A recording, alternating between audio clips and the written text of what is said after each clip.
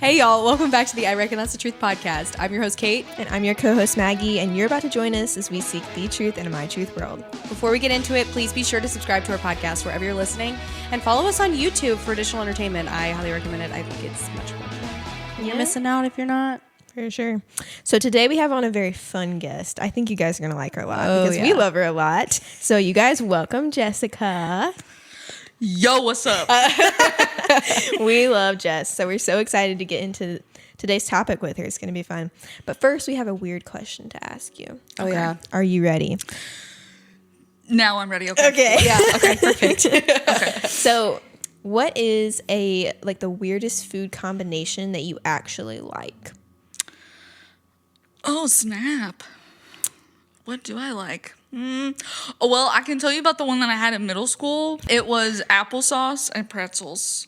What? Interesting. That can't taste good. Yeah, I don't know why. Like you had salty sweet, but then it was like, How Did you dip it? no, I would eat like the applesauce first and like get it get a good mushy consistency, and then you eat the pretzel and it's like, okay. Has that come back since you've gotten pregnant? No, it hasn't. When was the last time you ate this? Probably high school. Probably freshman year. So Okay. 14, 15. Okay. I think it was a middle school weird phase. I don't know. Have you had any weird pregnancy cravings? I mean, this is fully sponsored by Chick-fil-A and Dairy Queen. Okay. Sponsor us. Sponsor us. Sponsor Yes. us. Yeah, no, nothing not like pickles and ice cream, weird. Have you tried any of them? No. This one's not weird, but this is my favorite combination is French fries and ice cream. I Okay. think that's weird. Specifically personally. chocolate ice cream. That's gross. Oh. So good. Is it just plain French fry? Mm-hmm. Okay. No It's like a Zaxby's salty- fries. Zaxby's fries are fire. No, that would be weird. Culver's What? specifically. If I'm just really feeling That's unhealthy. crazy. It's Culver's. I feel like I have a lot. You do, but you have Apparently. one that just stands out. Okay, well, let me say the first one that I was thinking of before you called me out Fine. earlier. So the first one, when I was in elementary school, I used to get Cheetos, whether it be Cheeto Puffs or just normal Cheetos, and wrap them in pepperoni. That's 10 out of 10. Okay. How This do is you me think of trying these not things? to judge you. I'm It's so sorry. good. Okay, don't knock it till you try it. Okay. I'm not trying that. And then the one that Maggie makes fun of me for. Now I'm embarrassed to say it. Just say it. I eat cheese curds and I dip them in caramel. And it tastes like a funnel cake. It does not. It does. It does not. Okay. We were Well- at Buffalo Wild Wings. That's where I tried it at. The waiter was like, They "Oh my gosh, literally have you keep- tried?" They literally keep caramel sauce Yeah. on hand for the cheese curds. Literally, Interesting. it's a thing. I've never heard of this thing. But after I tried it, I made everybody else try it, and nobody else has liked it but me and Josh. So Well, keep that little thing close to your heart. More for you. Yeah, That's all I more for have to say.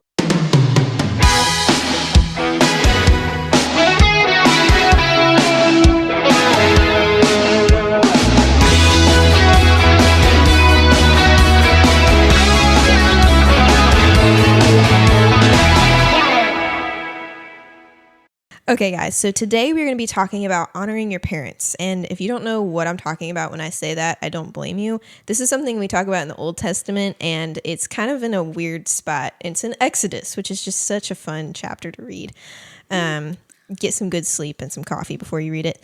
But in Exodus chapter 20, verse 12, we're going through the 10 commandments. This commandment says, honor your father and your mother so that your days may be prolonged on the land which the Lord your God gives you. So what does that mean to honor your father and mother? Does that mean to obey them all the time? Does that mean even if they're wrong or even if they're not Christian that you have to do everything they say? We're going to talk about that today. And that's why we brought Jess on, because she has a really good life story to share with us that really helps us understand this. So I'm going to let Jess take it away and tell us all about her life. Thanks, friends. Yes. Well, hello, homies. So to start, we got to go back a little bit because obviously I'm an old fart now. I'll be almost in my last year of my 20s. Yo, that's wild. I'm holding on for dear life. I'm like 28. I thought you were 29. 26. I'm 28. You don't look it. Thank you. No, you do not. Yeah, I had a teacher in the hallway the other day, grabbed me, and she was like, "Where are you going?" I was like, "To the bathroom."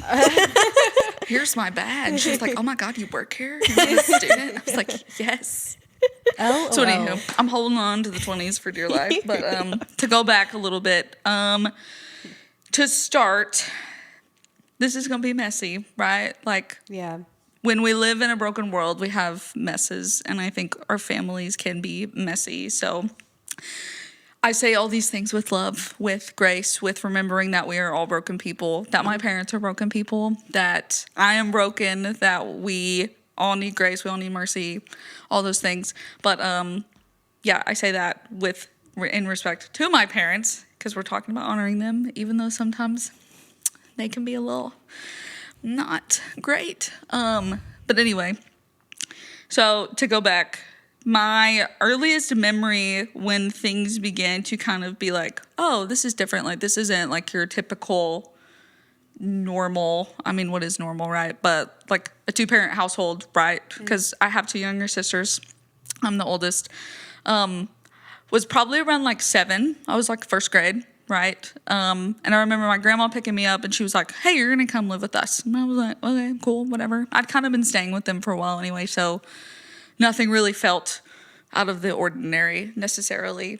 And then as I started getting older, I noticed that I wasn't seeing my sister as often. So my middle sister, like, we would visit occasionally, but we lived in 2 different places. So it was like, that's weird. Like, we go to the same school. We're 11 months apart, so that can be kind of difficult. We share the same birthday for a month. It's kind of crazy. Oh, wow. So anyway, and then obviously getting older, my parents would kind of come in and out of our lives. Like, we would see them, but not really see them. So my sister was being raised by my mom's mom, and then I was being raised by my dad's parents. So getting older, you know, they're like, hey, we need to start talking to you about some things. Like, we're going to have to go to court. I was like, what's court? I don't really know what that is. What do we do in court? You know? And then I remember my mom got pregnant when I was 14. So I had just finished 8th grade. I was about to be a freshman in high school. Wow. And I was like, whoa, this is weird. Like, you've kind of been in Georgia for the last 6-7 years. What do you mean you got pregnant? Like, that's crazy. And then my mom came back, and I think that's when, after she had my sister, we found out that she was addicted to drugs while she was pregnant with her. And I think that's when I finally started to realize, like, oh, wait, the things that they're doing are not normal. So a little bit of background, too. Both of my parents have struggled with substance use my whole life. My mom's been clean, thankfully, now for almost 15 years. Praise the Lord Jesus for that. My dad still uses them recreationally. We'll say that. They both are on 2 very different journeys, right? Like, they don't talk. They were never married. Their relationships, I think, were built off of some traumas that they shared. I don't know much. They aren't really willing to have some of those hard conversations. Now that I'm getting older, I'm hoping, and having a family of our own, that they'll be able to start being willing to have some of those conversations. But back to my sister being born. DCS got involved, of course, right? Because your parents can't be doing drugs with you. You know, that's not really good. That's not a good thing. And I remember being in the hospital and feeling so much anger only at 14. I'm like, I don't even fully understand what's going on. How could you do this to your child? Like, first you've abandoned us all these years, and then now you're going to do something so terrible to your own kid. Like, so Avery actually had to be, like, weaned off of those drugs for, I think it was, like, 2 weeks. She had to, like, detox off of them. Like, after she was born? Yeah, after she was born. So I remember that. And then the DCS worker come in and like asking us all these questions. And I'm like, what? Yeah, hey, I don't know. I'm 14. Frick you mean? I like boys, and I'm trying to deal with that. And I'm about to start high school and like all of this stuff. So I think it was just scary because we didn't know what was going to happen. And then they started saying things like, you're going to have to go live somewhere else. And it was like, what do you mean somewhere else? And then thankfully my grandma, my dad's mom, was like, I'm going to take all of you. Because it was pretty much we either go live with her or we had to be put in foster care. So thankfully she was like, I'm going to take all of you so you guys don't have to be split up. And it was enough time for my mom to get it together enough. And then my Nana, her mom, actually took custody of Bailey, my middle sister. And they were able to kind of work out a plan. But during that time, we had to do visitation, things like that.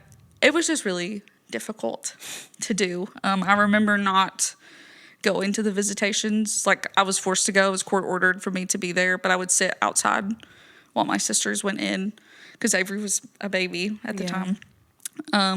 But I just remember I had so much anger. I had so much hate. I just couldn't wrap my mind around how you could be so malicious, so awful. Honestly, if you want me to be just completely honest. And my mom knows kind of where I stand with some of those things. And obviously she's grown. She was a completely different person when she had us than versus when she had Avery. She was 38 when she had Avery. She was like 24 when she had us. So she's a completely different mom even now than she was back then. Fast forward, some things happened with my dad.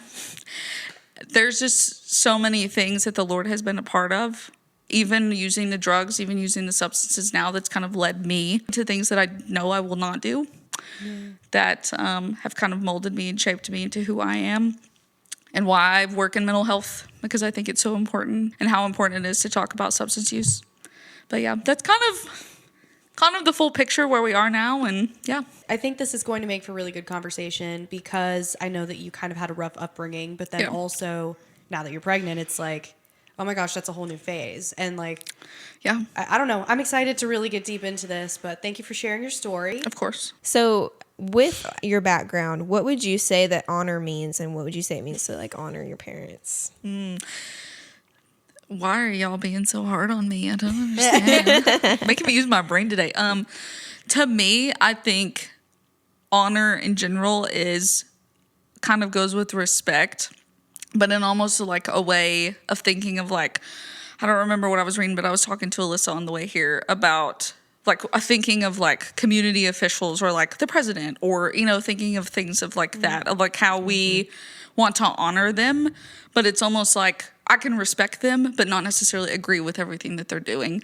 So I think having almost kind of like a reverence, like how we have for God, because he's our ultimate father, ultimate parent, right? That's who we look to for those things. But just being like, hey, I see you in this space and you have this title, but ultimately underneath you are a person. Yeah. You are kind of like what we talked about in the beginning. You are a broken person who I love, but I don't have to agree with every single thing that you're doing, if that kind of makes sense. Yeah. So like, what would that look like though? I think it's kind of what season I'm in right now. Like my mom and I have had some really hard conversations the last few months, the last few years, if I'm being completely honest, but especially now that I'm pregnant, it's something that I never thought I would do. Right.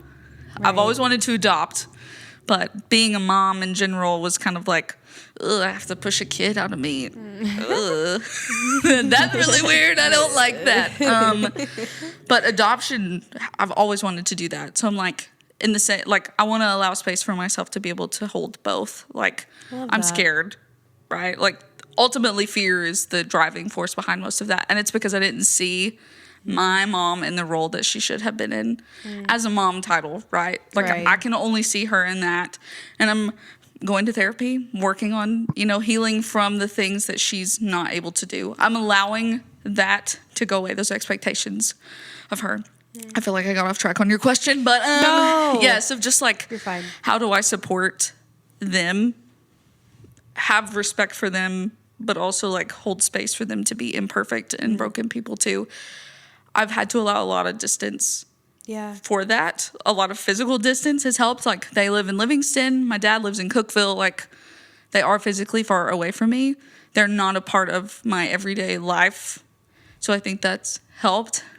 Some people may agree with some of those things. I know for a lot of us, we have parents that we live with. You know, like, I live with my in-laws. They're great. I love them. They're amazing. But I think for everyone, it looks different. Like, what you guys have with your parents is completely different from what I have from mine. Yeah. So I think just respecting yourself first, right? And whatever's safe for both of you. What if your parents aren't Christ followers? And like, they're telling you, like, you can drink, that's fine. Yeah. What do you think that a person that is a Christ follower that has maybe parents that aren't Christ followers, what does that look like? Well, for me, I was brought up in the church. Thankfully, my grandparents really highly valued that. I'm thankful for that, because I do feel like it's led me to be in the relationship that I have with Jesus right now. My parents struggle with being Christ followers, if you will. My dad is a very spiritual person. Oh, that word. Yeah, really spiritual. My mom, on the other hand, baby shower, right, was at church. Yeah, she was like, I'm gonna burn up if I go inside this building. So I'm like, okay, Mom, I don't think God's gonna like smite you like right there, like send some, the lightning's gonna come down. Like I don't think that's gonna happen. But she's like, even when I make comments of like, hey, I'm praying for you, or I love you. Can you pray for me for this thing that I'm struggling with? She's like, you know how I feel about that. So it's not necessarily like she doesn't believe, but the relationship isn't really there, which is ultimately the whole point, right? So trying to have some of those conversations with her can be a little difficult. Thinking in terms of like, again, my experience with my parents, right? Because again, I just really want to reinforce, so like everybody's parents are so different and what they view is so different. The fact that my dad's such a spiritual person and my mom is not, like, how I navigate conversations with them looks different. Again, like if I'm like, hey, Dad, I'm really struggling with depression today. Can you just pray for me? And he's like, yeah, I got you. And he'll literally send me a text of like the prayer that he's praying. So I'm like, okay, thank you. That means a lot. It's just hard because there's so much of my life that is based on like, I can't do any of this without Jesus. Right. Period. But for them, like my mom, she didn't go to rehab. She literally just quit cold turkey for substances, right? And like for her, like there's no faith-basedness behind that. And I'm like, I don't know how you did that. It was the Lord.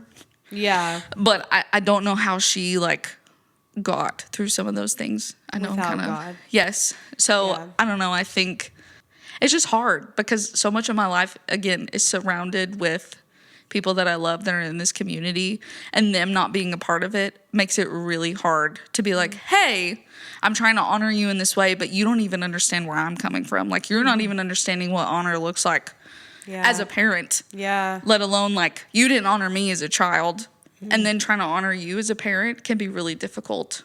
Yeah. Now, It's definitely unfair. For sure, that's unfair. That's part of it in a way. Yeah. Yeah, there's this verse, I can't think of it off the top of my head exactly where it is, but it talks about even like the government, say, like we're supposed to abide by the government unless it directly goes against like the Lord and like what the Bible says, right? Yeah. I feel like it's kind of similar with parents though. Like if your parents aren't Christ followers and they're asking you to go do something that, biblically is wrong, or they're encouraging something that's wrong, like you can't live by what your parents are saying at that point. Yeah, you have to, like you said, our ultimate father is the person that we need to abide to and be obedient to. For some of you who may be watching this episode who don't have parents, or maybe you're in foster care like Jess was practically in at one point in her life. Like obviously you guys don't have those parents here on earth physically, but you do have a Father in heaven. And I want to read a verse. It's Psalm 68, 5-6. And it says, a father of the fatherless and a judge for the widows is God in his holy dwelling. God makes a home for the lonely. He leads out the prisoners into prosperity. Only the rebellious live in parched lands. So basically this is just saying, regardless of whether or not you have parents here on earth or you have, foster parents, maybe parents who, I don't know, you've had a difficult relationship with still, like, ultimately we do all have a father, and that father is in heaven, and he's watching down on us, and he's got you more than your parents got you, in all honesty. So yeah, even if you do have good parents, like God is still, he's the only one who's going to be perfect. Let's be so real. Yeah. Our parents, no matter how good they are, they're never going to be perfect. Right. It's true. Yeah. How do you honor your parents when you don't respect them, or you don't respect their views, their household, things that they do? Again, back to respect, kind of like what we talked about earlier. I think I feel like in our world right now, people are like, if you don't respect me, I don't respect you. Like, it's earned. I'm not just giving it for free. And it's hard because I get that. I mean, there's so much crap that we have to deal with. And then you're trying to like break chains at the same time sometimes because generational trauma is a thing. Yeah. My relationship with my parents has been difficult because I feel like there have been so many unfortunate moments where there could have been mutual, like just love, support, Right. compassion, whatever you want to call it, and it wasn't there. And I still like, I don't want to say felt convicted, but I almost felt convicted of like, they're still your parents. I'm not going to cuss them out. I'm not going to cut them out of my life, even though that would be so easy. And that's what the world says. Oh, if they screw you over, screw them over too. And actually do it worse, because that's what they deserve. Do my parents deserve some crap? Probably. But don't we all? I read Ephesians every morning over myself. The first one. It talks about God forgiving us of our sins. And that has really been on my heart a lot recently, of like how broken we are and how we do not deserve to be forgiven. I think about that when I think of respect, because I don't know, like telling y'all about a kid that I had last week who said some really not nice things. Like they're talking out of their own insecurities. They're talking out of their own ick, their own brokenness. And that's where my parents are coming from too. They haven't healed. They don't know how to do that properly. And I'm the one who's trying to heal. Yeah. And they don't know how to deal with that. So they're coming at, well, you don't know where you came from, or you need to remember this, or you've changed, or yeah, I have. And it's okay. Yeah. But because you haven't, and it's not normal, it feels icky in a world where everyone says disrespect, pay evil with evil. It's hard to respect your parents when they have not done the same for you. So I'm navigating that. I'm going to be honest. I'm not going to have all these answers, right? None of us do. Maybe this week I do have to just, hey, I can't text her. Or when she calls, I can't answer right now. Or when my sister calls, hey, is this you or is this mom? Like clarifying those things first, of like, I have to allow space for myself. And that's been a growing journey, because I think, again, like, bless, my grandmother is the sweetest woman in the whole wide world. She raised me to be such a strong, Christ-loving person. She's just very old-fashioned, of like, that's your mom. You should talk to her. Or that's your dad. You should reach out to them. Yes, they're being buttholes to you, but they're still your parents. Yeah. And it's hard to separate. Like, if I take out the parent title, if I take out mom and I just say, this is Glinda, would I still treat her the same? Would I still have a relationship with her? Probably not. Probably not.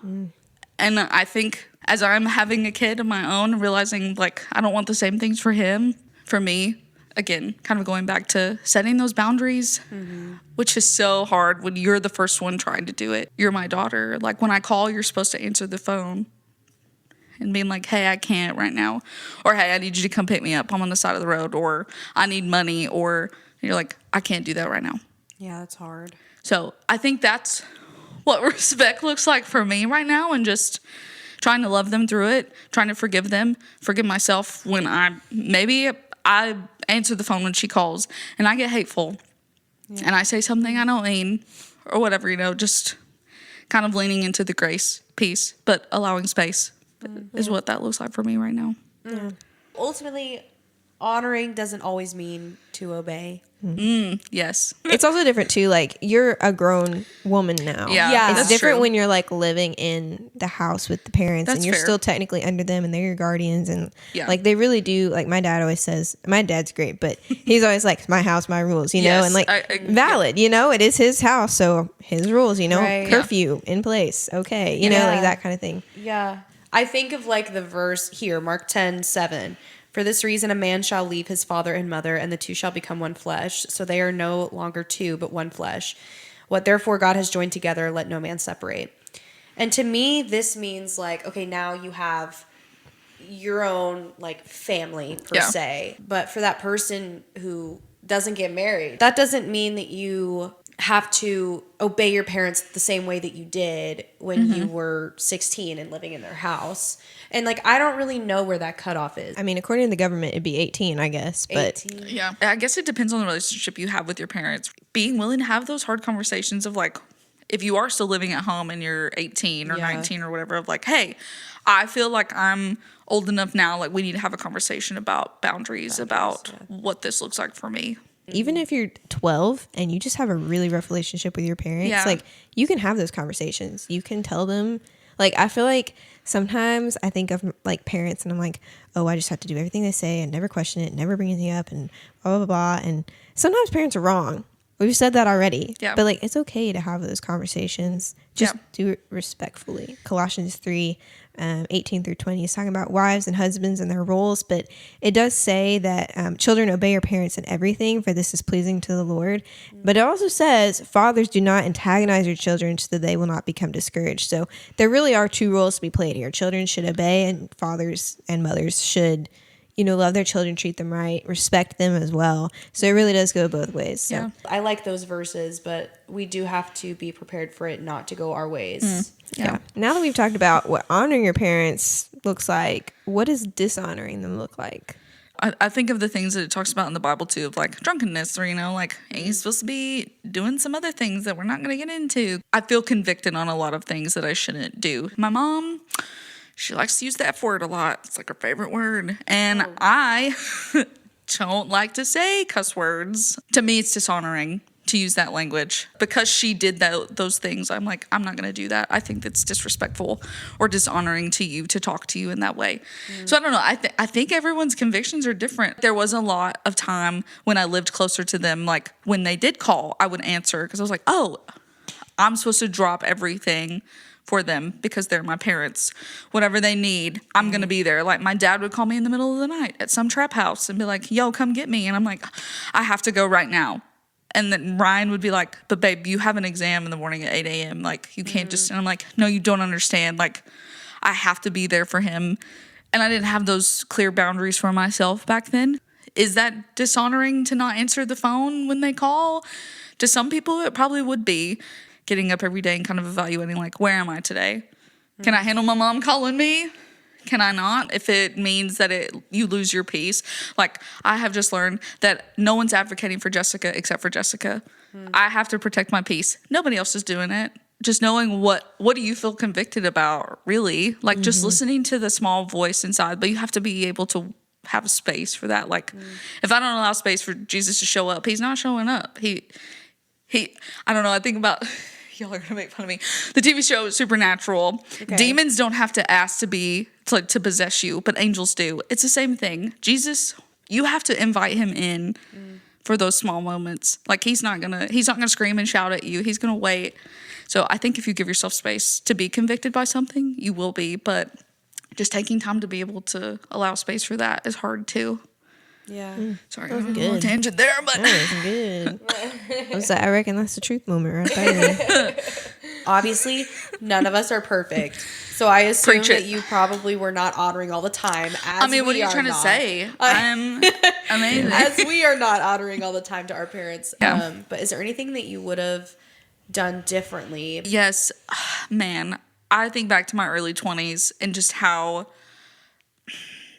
much I wanted to be loved so bad.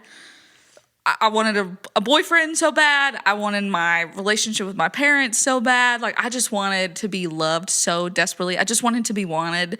And I was willing to do literally anything that it took to get to that. Whether that was, if my dad calls me at 3 a.m., I'm going to get him. If my mom calls me and she's like, I need you to Venmo me money right now, I'm going to do that. It didn't matter. Whatever you needed. Sure, Jessica was there. I was the yes man. And man, it wrecked me because I allowed no space for Jessica. Like, it was like, oh, we know she'll do it. She'll do whatever we want her to do. And they walked all over me. They manipulated me to a point where it was like, I don't know how to come back from that. I don't know how to not be this person. And I think that's why it's taken so long to get to this point. And now they're like, whoa.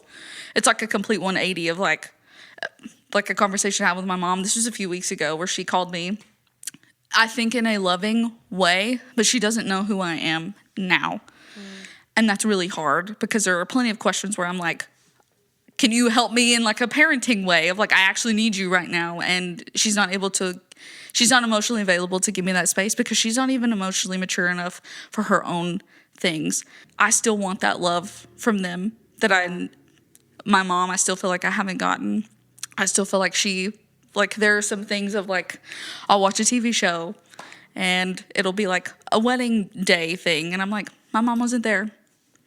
I don't know if she's ever like made me feel beautiful or even told me that. You know, thinking of things like that. You got me thinking that, like, we as humans, it's such a natural instinct to try to earn something. Yes. To try to earn love, to try to earn feeling worthy. But with your relationship with God, it's like the total opposite. Yeah. Yeah, it is. Yeah. And there are still some religions out there that you have to Perform. earn. You have to, you have to perform. And that's just not what we're here to preach. Yeah. Yeah. And that's the beauty of it, is that Jesus is literally nothing like this world, and praise God, he's not. Praise Jesus. Praise Jesus. Yes. It takes years for people to say and do such negative things to you that it takes years. This is what I tell my kids all the time. Like, it took years for you to believe and hear all those lies, all the ick, all the insecurities that people are putting out on you. Give yourself some grace. You're not gonna wake up tomorrow and be like, I am the hottest, cutest, best person on the planet. Like, it's not gonna happen. Yeah. It's gonna take years to undo the crap that has been put on you. I'm sure everybody that's watching this right now has been wondering this question. Yeah. I'm also wondering this question. So, Right. so is filming this honoring or dishonoring to your parents? This is hard. This is not like, I hate that I'm having to have this conversation with you guys. Like, not that I don't want to be here with you. Yeah, we get but it. I hate that this is my story, but I'm also so thankful for it, because I never would have probably got into the field that I'm in if it wasn't for the things that have happened to me. So that's Jesus too. But I struggle with answering this question, because part of me feels like, yes, it is dishonoring, but the other part of me is also like, but people need to hear it. Yeah. Yeah. I'm even reading a book right now. It's called The Complicated Heart. It's by Sarah May. Everybody should read it. It's great. It talks about her relationship with her mom. It's not good. She has a lot of trauma from her mom. But she talks about going to therapy, and the therapist is like, you have to start grieving the loss of your mom, because she wasn't who you wanted her to be. She wasn't who you needed her to be. She's not your mom. She is a broken human being who happens to be your mom. So I think that's where I'm at with my parents, of like realizing those expectations that I have, they're not going to ever be met, ever. And I have to let go of that. I have to grieve that. But man, that is hard when all you want is so much for them to be in this Involved. part, especially being pregnant. Like, my grandma is the best. Again, I've said it. She raised me. She's a wonderful woman, but there are so many things that you just crave from a mom. And when you don't have that, it's so difficult. While this is a call out to, I guess, us as children to our parents, like honoring our parents, this should also be a call out to the parents who maybe aren't doing what they need to be doing for their child. Yeah. Yeah. So, and if you've watched our last Truth Tuesday and you decided to keep a baby, just note all these things. Yeah. And maybe talk to Jess if you need a therapist. Yeah, call me. Well, you guys, that was a really great conversation. I hope you guys got some encouragement out of it and you learned something. I definitely did. Kate definitely did. Thank you so much for being on, Jess. We really loved having you. Thanks so much for having me. I just hope that someone got something out of this. I'm sure they did. I really do. I hope and pray that they did. Yeah. And it's a wrap. And it's a wrap. We'll see you guys next time. Bye. God, I'm so sweaty.